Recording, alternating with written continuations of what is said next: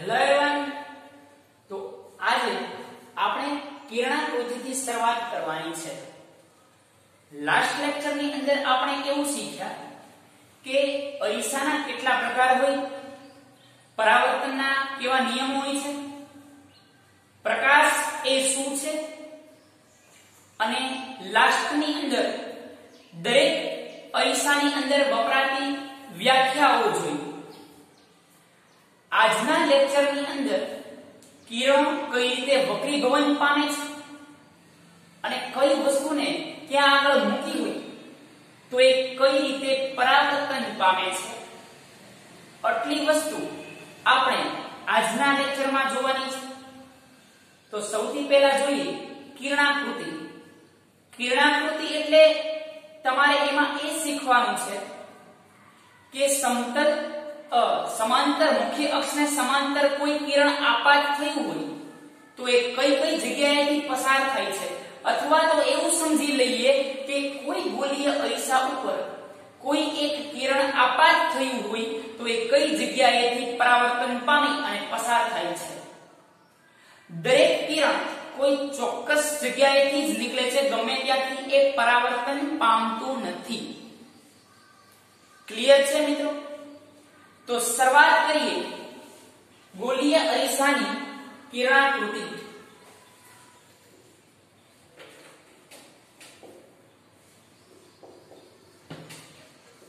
ગોળીય અરીસાની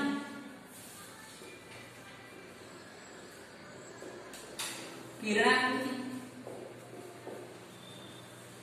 સૌથી પહેલા આપણે અંતર્ગોળ અરીસા માટે જોઈએ. સૌથી પહેલા શેની માટે જોઈએ છીએ? અંતર્ગોળ અરીસા માટેની કિરણાકૃતિ.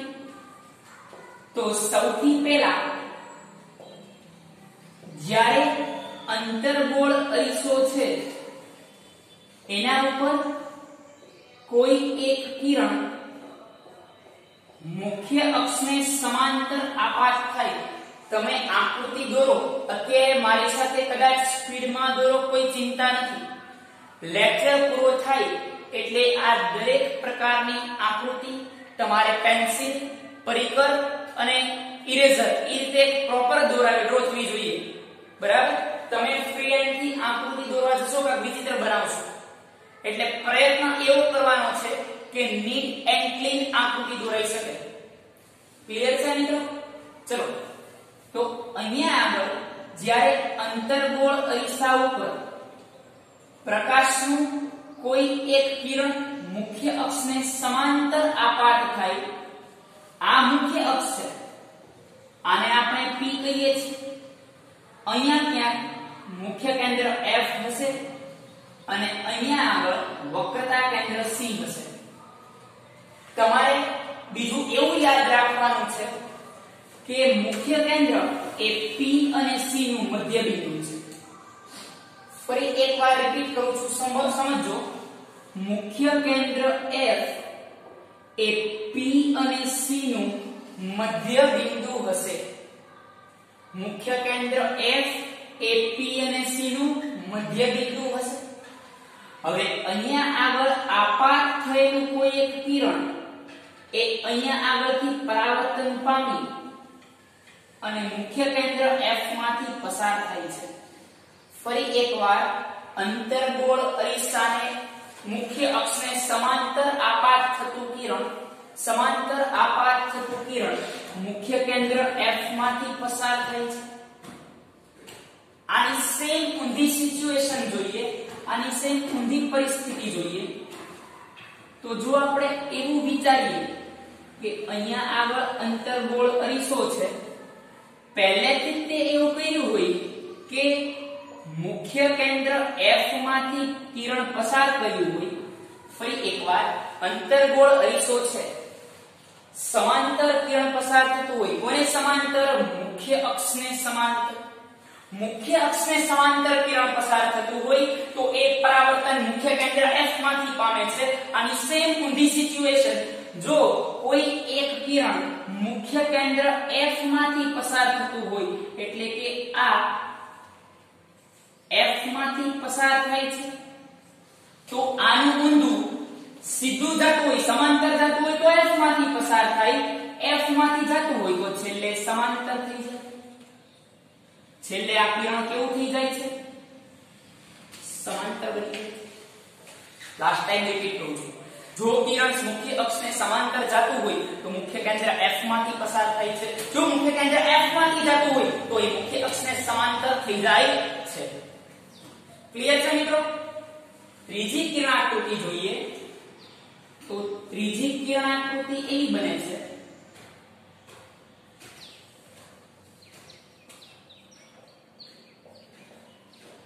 જ્યારે કોઈ પ્રકાશનું કિરણ છે એ વક્રતા કેન્દ્ર C માંથી પસાર થાય, અહીંયા આગળ આપણે F કહી દઈએ, અહીંયા આગળ C કહી દઈએ, આ ધ્રુવ P. સમજો સૌથી અગત્યનો, સૌથી ઇમ્પોર્ટન્ટ છે, MCQ માં પણ પૂછાઈ શકે છે, એકવાર ઓબ્જેક્ટિવ માં પણ આવી શકે છે, અને કિરણાકૃતિ દોરવા માટે આ ખૂબ જ જરૂરી છે. જ્યારે કોઈ પ્રકાશનું કિરણ છે એ વક્રતા કેન્દ્ર C માંથી પસાર થતું હોય, એટલે કે અહીંયા આગળથી કોઈ કિરણ પસાર થાય તો જે કિરણ C માંથી આપાત થાય એ C માંથી જ પરાવર્તન પામે, જે કિરણ વક્રતા કેન્દ્ર C માંથી આપાત થાય એ જ દિશામાં પરાવર્તન પામે છે. એ કિરણ ક્યારેય દિશા બદલતું નથી. સમજાય છે જે બોલી રહ્યો છું? ફરી એકવાર ત્રણેય રિપીટ કરી દઈએ. મુખ્ય અક્ષને સમાંતર આપાત થાય એ મુખ્ય કેન્દ્ર F માંથી પસાર થાય છે, મુખ્ય કેન્દ્ર F માંથી પસાર થાય એ મુખ્ય અક્ષને સમાંતર પરાવર્તન પામે છે, વક્રતા કેન્દ્ર C માંથી આપાત થાય એ C માંથી પરાવર્તન પામે છે. અને નંબર 4 ઉપર જોવા જઈએ તો આ જે કિરણ છે એ જો ધ્રુવ P ઉપર આપાત થાય, જો આ કિરણ ધ્રુવ P પર આપાત થાય તો ત્યાં આગળથી પરાવર્તન એટલા જ ડિગ્રીએ, એટલા જ એંગલ ઉપર પામે છે. કારણ કે આપણને બધાને ખબર છે, થોડી આછી દેખાય છે એટલે આપણે બ્લેક માર્કરનો યુઝ કરીએ.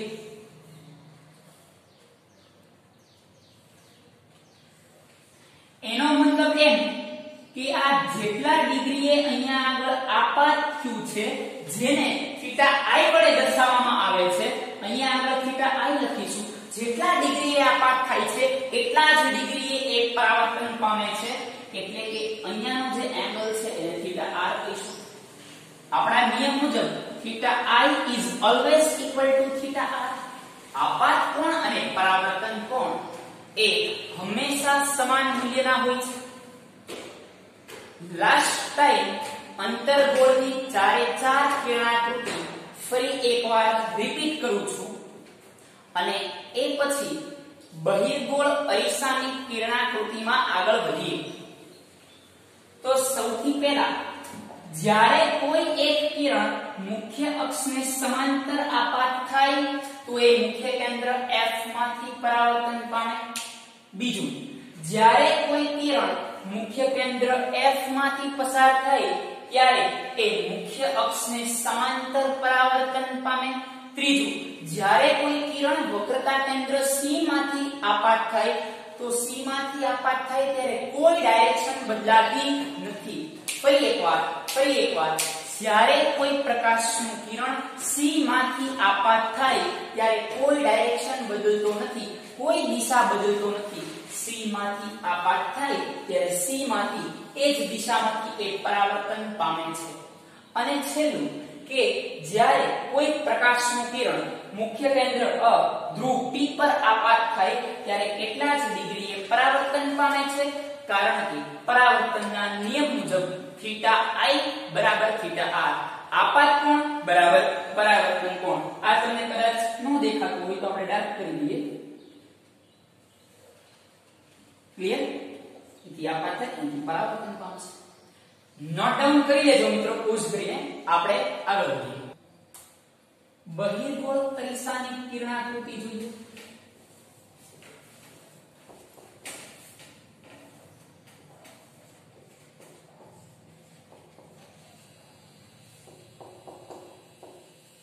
કિરણાકૃતિ તો એ અંતર્ગોળ જેવી જ છે જેમ અંતર્ગોળ અરીસાની અંદર કોઈ એક કિરણ છે એ સમાંતર આપાત થાય એ મુખ્ય કેન્દ્ર F માંથી પસાર થતું તો આ મુખ્ય કેન્દ્ર F માંથી જ પસાર થશે પરંતુ મિત્રો તમને ખબર છે કે બહિર્ગોળ અરીસા પાસે કોઈ ખરેખર વાસ્તવિક મુખ્ય કેન્દ્ર જોવા મળતું નથી એમાં જે પણ મુખ્ય કેન્દ્ર જોવા મળે છે એ દરેક મુખ્ય કેન્દ્ર એ મુખ્ય કેન્દ્ર આભાસી છે દરેકને એક જ મુખ્ય કેન્દ્ર છે એની પાસે તો બહિર્ગોળ અરીસાની અંદર જે મુખ્ય કેન્દ્ર જોવા મળે છે એ મુખ્ય કેન્દ્ર કેવું છે આભાસી છે ખરેખર જોવા મળતું નથી એટલે કે કોઈ એક કિરણ જો અહીંયા આગળથી મુખ્ય અક્ષને સમાંતર આપાત કરવામાં આવે તો એ અહીંયા આગળ કોઈ પણ રીતે વિકેન્દ્રિત થાય છે તો મુખ્ય કેન્દ્ર ક્યાં આવેલું છે બરાબર પાછળ લઈ જાઓ અહીંયા આગળ ક્યાંક F જોવા મળતો હશે અહીંયા આગળ ક્યાંક C જોવા મળતો હશે જેટલું P થી F નું અંતર હોય એટલું F થી C નું અંતર હોય ક્લિયર તો જ્યારે મુખ્ય અક્ષને સમાંતર કિરણ આપાત થાય તો એ F માંથી પસાર થાય છે સેમ આનું ઊંધું જ્યારે કોઈ એક કિરણ F માંથી પસાર થાય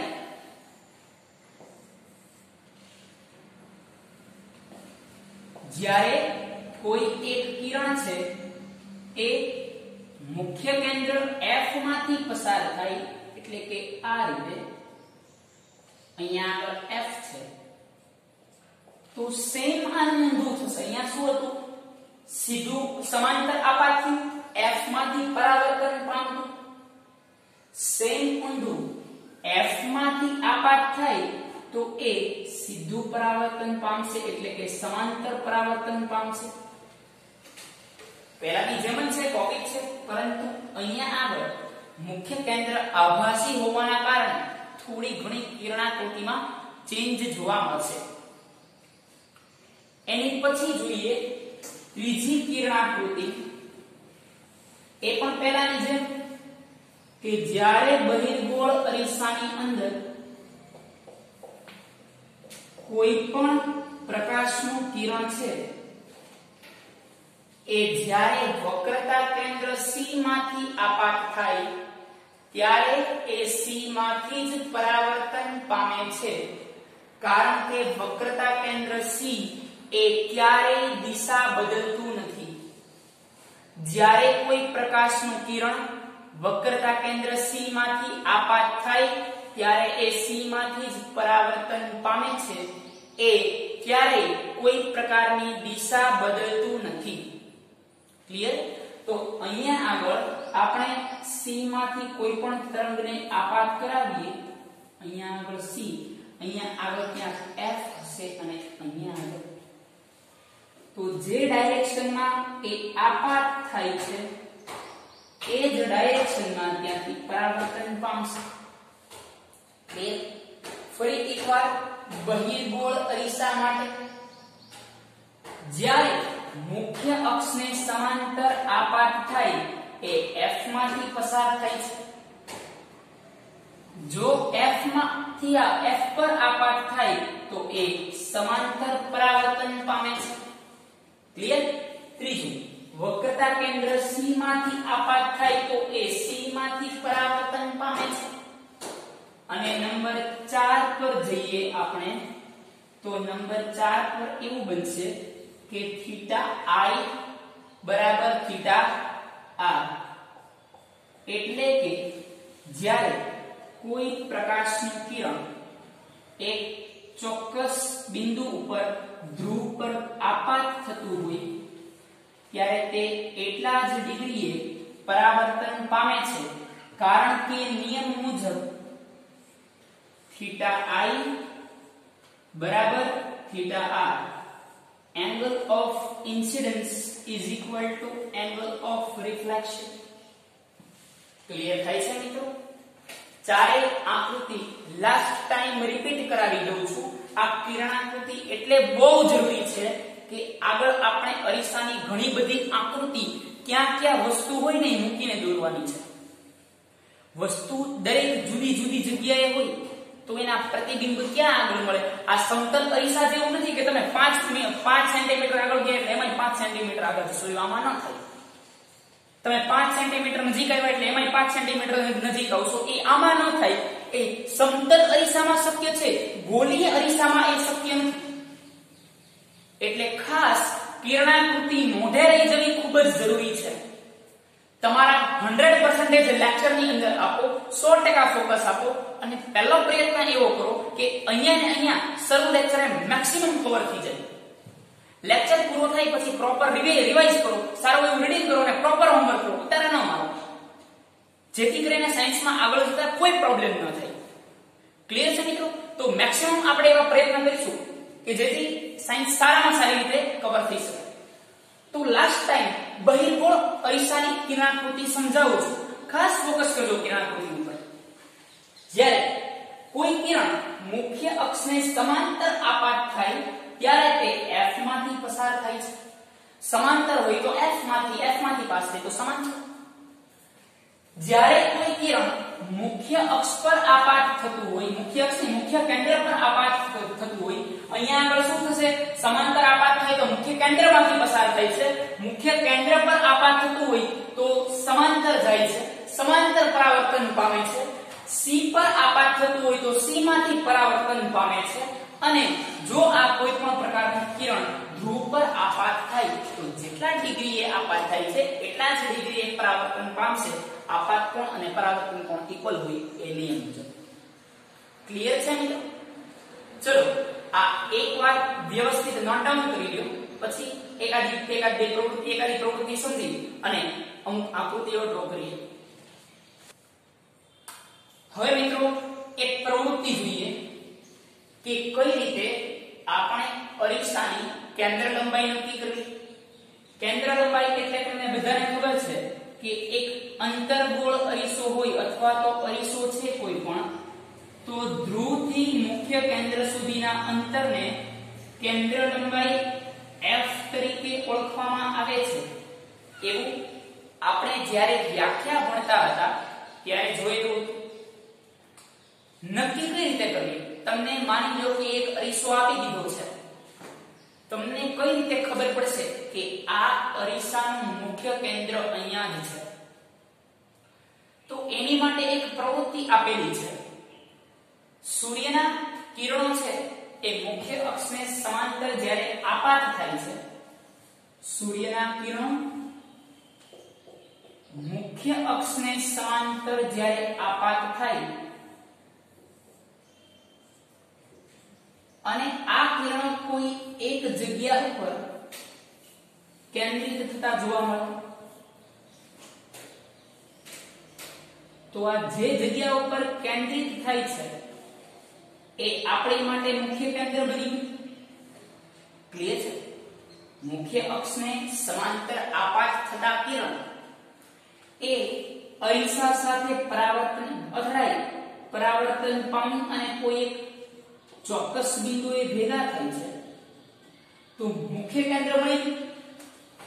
હવે આ મુખ્ય કેન્દ્ર અને ધ્રુવ વચ્ચેના અંતરને ફોકલ લેન્થ એટલે કે કેન્દ્ર લંબાઈ તરીકે ઓળખવામાં આવે છે. શેના તરીકે ઓળખવામાં આવે છે? કેન્દ્ર લંબાઈ તરીકે.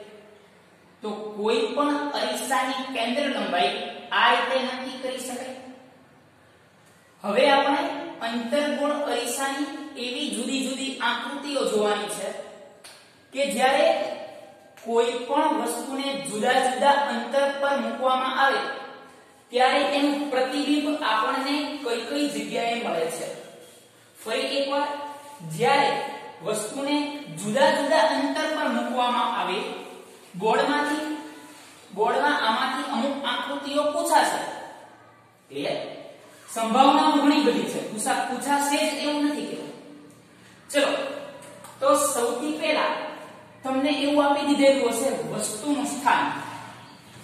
અંતર્ગોળ અરીસામાં વસ્તુનું સ્થાન જો અહીંયા આગળ હોય તો પ્રતિબિંબનું સ્થાન, પ્રકાર અને પરિમાણ જણાવો, આવો સવાલ આવે.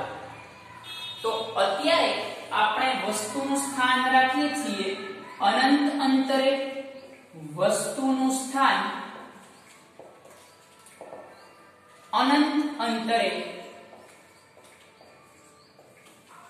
જ્યારે કોઈ વસ્તુ અનંત અંતરેથી તેના તરંગો પ્રકાશના અરીસા પર આવતા હોય ત્યારે શું થશે? તો કે અંતર્ગોળ અરીસો એ દરેક પ્રકાશના તરંગોને એક બિંદુ ઉપર કેન્દ્રિત કરે છે. ખાસ કરીને ઘણી બધી વાર આપણે જોયું પણ હશે, કદાચ તમે પેલું પર્વલયાકાર એક સૂર્ય કુકર આવે છે. પર્વલયાકાર સૂર્ય કુકરમાં ખૂબ જ મોટો એક અંતર્ગોળ અરીસો હોય અને એના મુખ્ય કેન્દ્ર ઉપર કુકર મૂકેલું હોય. એટલે શું થાય? તો કે સૂર્યના કિરણો અંતર્ગોળ અરીસા પર ભટકાય અને મુખ્ય કેન્દ્ર ઉપર પરાવર્તન પામે, જેના લીધે ગરમીના પ્રમાણમાં ખૂબ જ વધારો થાય છે અને એ ગરમીનો વધારો એ કુકરમાં રહેલી રસોઈ રાંધવામાં ખૂબ જ મદદરૂપ થાય છે. તો જ્યારે વસ્તુનું સ્થાન અનંત અંતરે હોય ત્યારે આકૃતિ કઈ રીતે દોરશું એ સમજીએ. કોઈ પણ આકૃતિ દોરવા માટે બે કિરણો હોવા ખૂબ જ જરૂરી છે. ફરી એકવાર, કોઈ પણ આકૃતિ દોરવા માટે એક વસ્તુમાંથી બે કિરણો નીકળવા જરૂરી છે. કોઈ પણ વસ્તુમાંથી આ લાખો કરોડો કિરણો નીકળતા હોય. તમે મને જોઈ શકો છો, આ કેમેરો મને ગ્રાસ્પ કરે છે તો આ મારી અંદરથી પહેલા પ્રકાશ મારી ઉપર આપાત થાય છે, મારા પરથી પરાવર્તન થઈ અને આ કેમેરો એના કરોડો કિરણોને ગ્રાસ્પ કરે છે અને તમે મારી આકૃતિ જોઈ શકો છો. એટલે આજુબાજુની દરેક ઇમેજ જોઈ શકો છો. જ્યારે કોઈ પણ એક આકૃતિ બનાવવા માટે મિનિમમ કેટલા કિરણો જોઈએ? બે. ગમે એટલા ડ્રો કરી શકાય, પણ માની લો કે અહીંયા કોઈ આકૃતિમાં આપણે કદાચ 10-15 કિરણો દોરશું તો એ આકૃતિ એકદમ ગૂંચળામય બની જશે, કોઈ પ્રોપર નીટ એન્ડ ક્લીન નહીં દેખાય. તો આપણે એનસીઈઆરટી ના લોને ફોલો કરી અને એક કિરણમાંથી, એક આકૃતિમાંથી બે કિરણ પસાર કરવાના છે. તો સૌથી પહેલા કોઈ વસ્તુને આપણે અનંત અંતરે મૂકીએ. માની લો કે કોઈ વસ્તુ અનંત અંતરે છે, એમાંથી આવતા તરંગોને આપણે આ રીતે જોશું. જ્યારે કોઈ તરંગો અનંત અંતરેથી આવે છે ને ત્યારે સીધો તરંગ પસાર નહીં થાય. આ ત્રિકટ રેખાઓ દોરેલી છે એનો મતલબ એવો થાય કે તરંગો ઘણી બધી દૂરથી મુસાફરી કરીને આવે છે. આ તરંગો એ અરીસા સાથે અથડાય છે.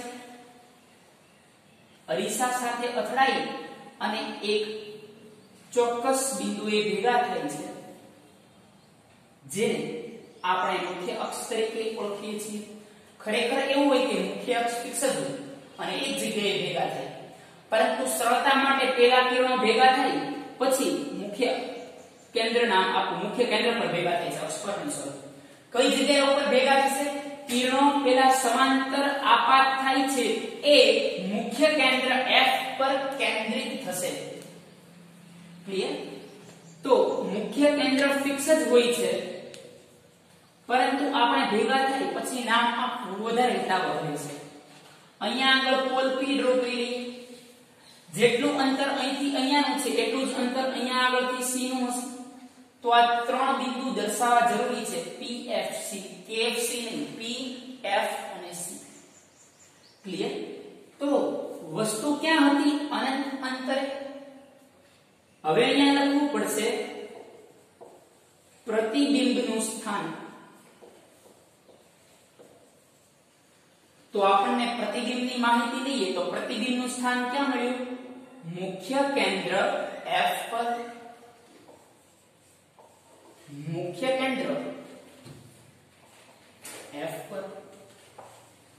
પ્રતિબિંબનો પ્રકાર. હવે પ્રતિબિંબનો પ્રકાર જે લખીએ છીએ બે પ્રકાર હોઈ શકે. એક વાસ્તવિક અને ઉલટું, બીજું આભાસી અને ચતું. વાસ્તવિક ક્યારે બને? તો કે બે કિરણો ખરેખર ઇન્ટરસેક્ટ થતા હોય, બે કિરણો ખરેખર એકબીજા સાથે અથડાતા હોય, બે કિરણો ખરેખર એકબીજાને ક્રોસ થતા હોય. આભાસી ક્યારે બને તો કે અરીસાની પાછળ કે કોઈ પણ જગ્યાએ ડોટેડ લાઈન થી દોરવા પડે તો અહીંયા બે કિરણો ખરેખર એકબીજાને ક્રોસ થાય છે આથી આપેલ પ્રતિબિંબ છે એ કેવું પ્રતિબિંબ બનશે વાસ્તવિક અને ઉલટું તો પ્રતિબિંબના પ્રકારમાં લખીએ વાસ્તવિક અને ઉલટું અને આની પછી પરિમાણ પરિમાણ એનો મતલબ થાય કદ તો વસ્તુ કવડી મોટી છે પ્રતિબિંબ ટીચુકડું એવું મળે છે દાખલા તરીકે બિલોરી કાચથી લેન્સ છે એ આગળ જોઈશું પણ માની લો તમે બિલોરી કાચથી સૂર્યની ઇમેજ મેળવી છે બિલોરી કાચથી જે નાનું એવું ટપકું મેળવો છો ને સૂર્યની ઇમેજ છે સૂર્ય પૃથ્વીથી કરોડો લાખો ગણો મોટો છે એની ઇમેજ નાની એવી મળે છે તો શું લખી શકાય કે પરિમાણ બિંદુવત દૂરથી આવતા પ્રકાશના કિરણો જ્યારે અરીસા ઉપર આપાત થાય અને જે પ્રતિબિંબ બનાવે છે એ કેવું હોય છે બિંદુવત તો પરિમાણમાં લખશું બિંદુવત દરેક આકૃતિની પ્રેક્ટિસ બહુ પ્રોપર કરવાની છે તમારે પરિકરથી લેન્સ દોરાવો જોઈએ લેન્સ આવાનો દોરાવો જોઈએ અમુક વિદ્યાર્થીઓ આવો દોરી નાખે છે બહુ મોટો કરવો લે છે તો આ લેન્સ પણ ખોટો છે અમુક વિદ્યાર્થીઓ બહુ વધારે પડતી લેન્થ દોરી નાખે છે પેજની બહાર વયો જાય છે તો એ પણ ના થવું જોઈએ એટલે એક પ્રોપર માપ લઈ એક પ્રોપર આર્ક રાખી ચાપ રાખી અને કર્વ બનાવવાનો છે લેન્સ માટે ક્લિયર ડ્રો કરી લો આગળ વધીએ બીજી આકૃતિ ડ્રો કરવા જઈએ તો એમાં વસ્તુનું સ્થાન છે C થી દૂર વસ્તુનું સ્થાન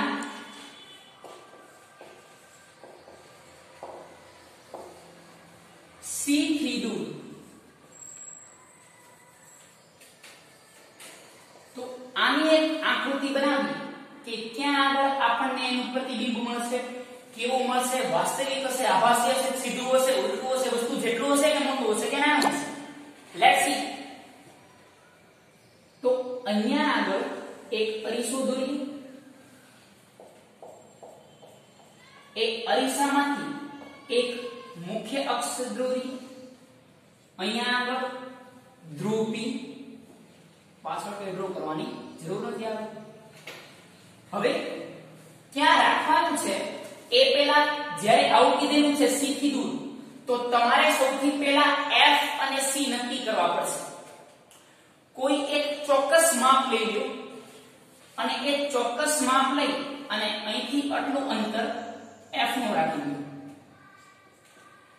જેટલું ધ્રુવથી F નું અંતર છે એટલું જ ધ્રુવથી P નું અંતર હોવું જોઈએ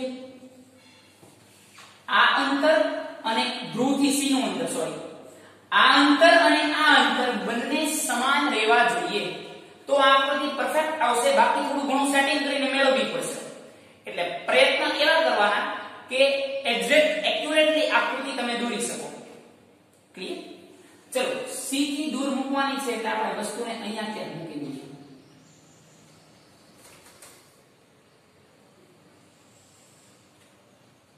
ક્લિયર પહેલું કિરણ બે કિરણ પસાર કરવાના છે બંને કિરણ યાદ રાખજો કઈ રીતે પસાર કરશું એક કિરણ જે મુખ્ય કેન્દ્ર મુખ્ય અક્ષને સમાંતર પસાર કરીશું જે મુખ્ય કેન્દ્ર F માંથી પરાવર્તન પામશે ઈઝી પડશે પણ અહીંથી આ વાત કરવાની ચિંતા નથી F માંથી પસાર કરીને સીધું કરી શકો ટેન્શન નથી પણ પહેલા મુખ્ય અક્ષને સમાંતર આપાત કરીશું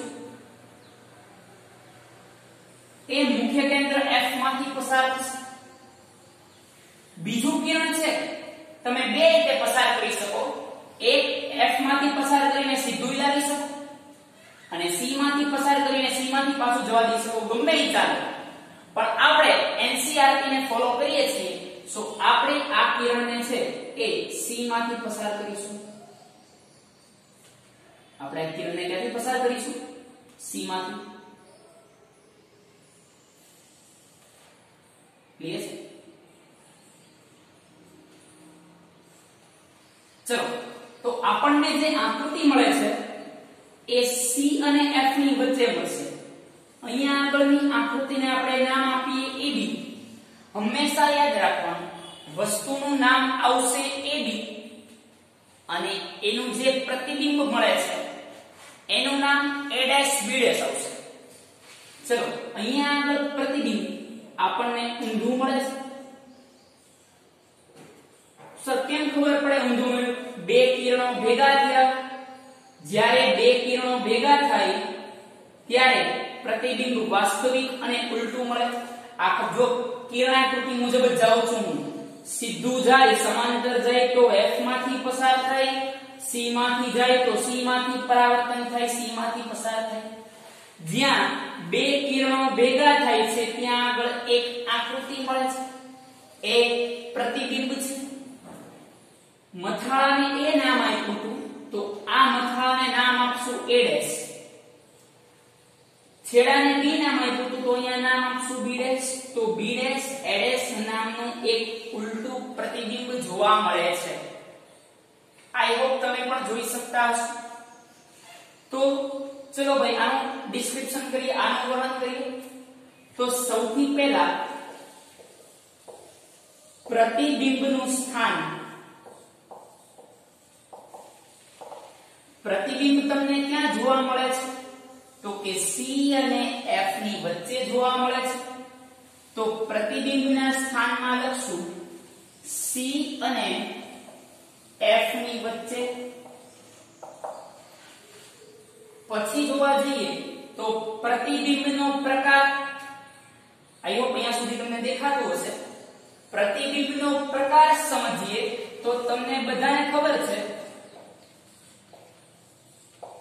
પ્રતિબિંબનો પ્રકાર ખરેખર રચાય છે એટલે કે વાસ્તવિક અને દરેક વાસ્તવિક પ્રતિબિંબ છે એ ઉલટા જોવા મળે છે. હવે મને એમ કહો, વસ્તુ અવડી મોટી છે, પ્રતિબિંબ નાનું છે.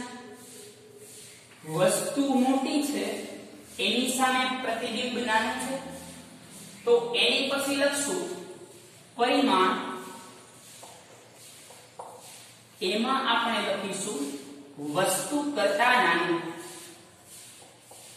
વસ્તુ કરતા નાનું. ક્લિયર મિત્રો? ડ્રો કરી લો. એની પછીની આકૃતિ જોઈએ. ચલો ત્રીજી આકૃતિ ઉપર જઈએ. તો હવે એ જોઈએ કે વસ્તુને ક્યાં મૂકીએ છીએ. તો મિત્રો હવે વસ્તુને મૂકવામાં આવે છે C પર.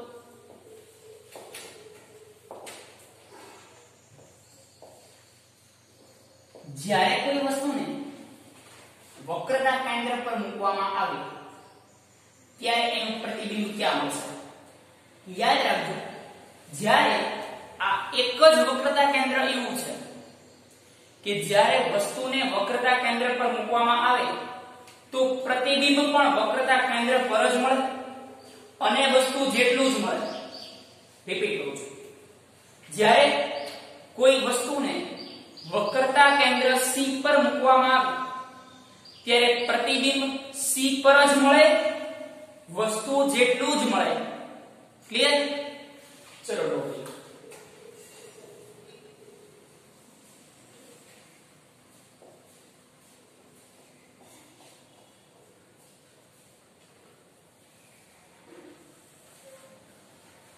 અહીંયા આગળ ધ્રુવ P થી થોડાક અંતરે મુખ્ય કેન્દ્ર F લઈ લો. જેટલું એ અંતર છે એટલા જ અંતરે C ડ્રો કરો. વક્રતા કેન્દ્ર C પર એક આકૃતિ ડ્રો કરવાની છે જેને આપણે વસ્તુ તરીકે ઓળખીશું. આમાંથી બે કિરણ પસાર કરવાના છે.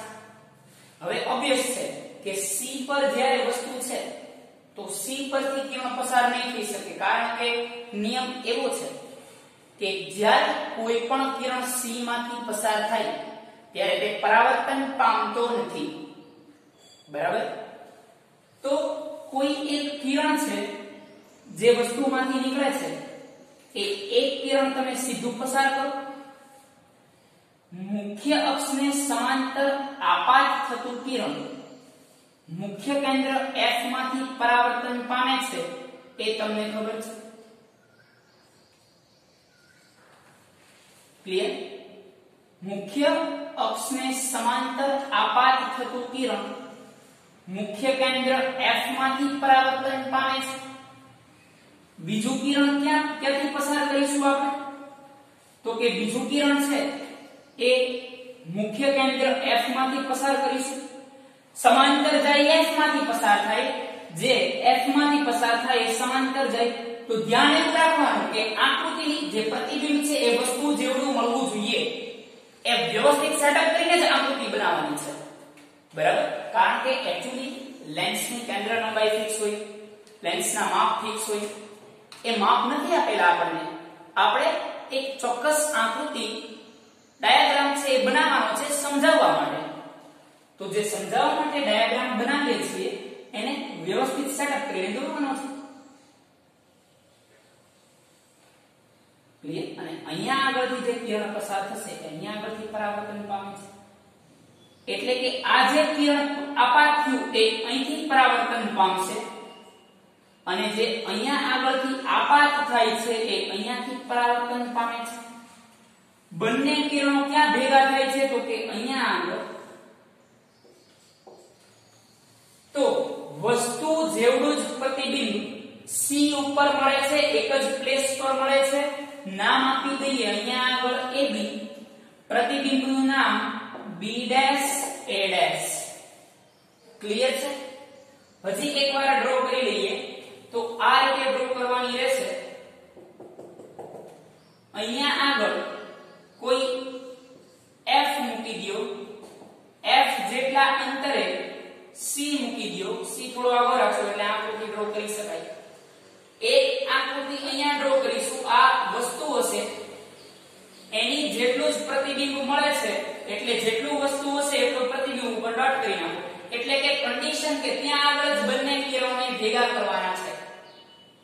હવે જ્યારે કોઈ કિરણ છે એ સીધું પસાર થાય તો એ F માંથી પરાવર્તન પામે છે એ આપણને ખબર છે. તો F માંથી પરાવર્તન પામીને એક ચોક્કસ બિંદુએ ભેગું થયું. એટલે કે આ કિરણ મુખ્ય અક્ષને સમાંતર જાય એ મુખ્ય કેન્દ્રમાંથી પરાવર્તન પામે છે. બીજું કિરણ મુખ્ય કેન્દ્ર F માંથી પસાર કરશું. હવે ક્યાં મૂકવાનું? અહીંથી આમી જાય, અહીંથી આમી જાય. આપણે ક્યાં પસાર કરશું? તો કે આપણે આ લાઈન જે દેખાય છે એની બરાબર સામે અહીંયા એક ટપકું કરીશું. ફૂટપટ્ટી લ્યો, આ બંને ડોટને જોડતી એક રેખા દોરો અને અહીંયા આગળથી આ કિરણને પસાર કરો. એટલે કે જે F માંથી પસાર થાય છે એ સમાંતર પરાવર્તન પામે છે. જ્યાં આગળ બંને ભેગા થયા ત્યાં આગળ એક મસ્ત મજાનું પ્રતિબિંબ રચાય છે જે વસ્તુ જેવડું જોવા મળે છે. વસ્તુનું નામ AB, પ્રતિબિંબનું નામ B', A'. તો આ રીતે સમગ્ર આકૃતિ છે એ તૈયાર થતી જોવા મળે છે. ચલો પ્રતિબિંબની કુંડળી કાઢીએ કે પ્રતિબિંબનું સ્થાન, પ્રતિબિંબનું પ્રકાર, પ્રતિબિંબનો પરિમાણ. તો વસ્તુ C પર છે તો પ્રતિબિંબ ક્યાં મળી? C પર મળી. તો આપણે હવે એવું લખશું કે પ્રતિબિંબનું સ્થાન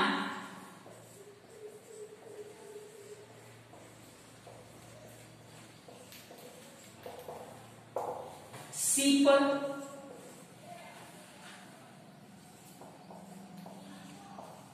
પ્રતિબિંબનો પ્રકાર દેખાય છે ને બે કિરણો ઇન્ટરસેક્ટ થયા, ભેગા થયા. જ્યારે બે કિરણો ભેગા થાય ત્યારે તેનો પ્રકાર કેવો આવશે? વાસ્તવિક અને ઉલટું. ક્લિયર? તો પ્રતિબિંબના પ્રકારમાં લખીશું વાસ્તવિક અને ઉલટું. એ પછી જોઈએ પરિમાણ. એનું કદ કેવું જોવા મળે છે? તો કે આ એક જ પ્લેસ એવી છે વક્રતા કેન્દ્ર કે જેના પર વસ્તુ જેટલી છે એટલું જ પ્રતિબિંબ જોવા મળે છે. તો પરિમાણમાં લખશું વસ્તુ જેવડું.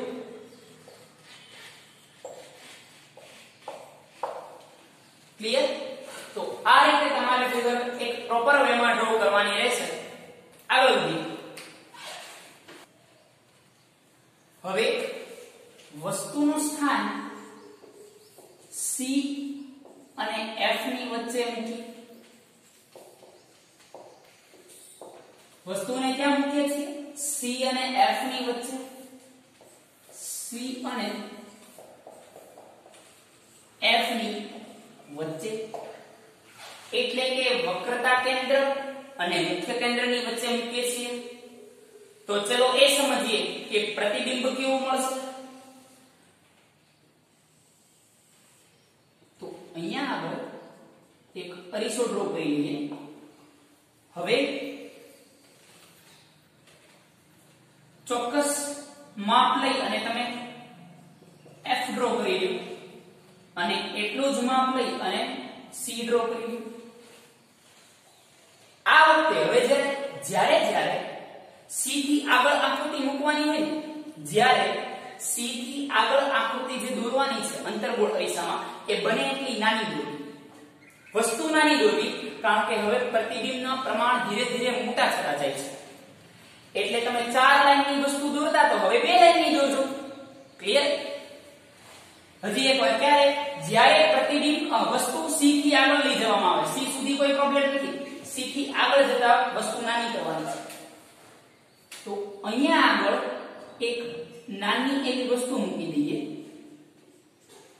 બરાબર? બે રીતે કિરણ પસાર કરવાના છે. એક મુખ્ય કેન્દ્ર F માંથી, બીજું વક્રતા કેન્દ્ર C માંથી. આપણા નિયમ મુજબ C માંથી પસાર થયેલું કિરણ C માંથી જ પરાવર્તન પામે છે. C માંથી પસાર થયેલું કિરણ એટલે કે એક કિરણ અહીંથી આપાત થયું તો એ અહીંયા આગળથી જ પરાવર્તન પામશે. ક્લિયર? થોડો વક્ર આવી ગયો છે. એકાદ વાર ફરીવાર જોઈ લઈએ. C માંથી પસાર થતું કિરણ C માંથી જ પરાવર્તન પામે છે. અહીંયા આગળ ધ્રુવ P,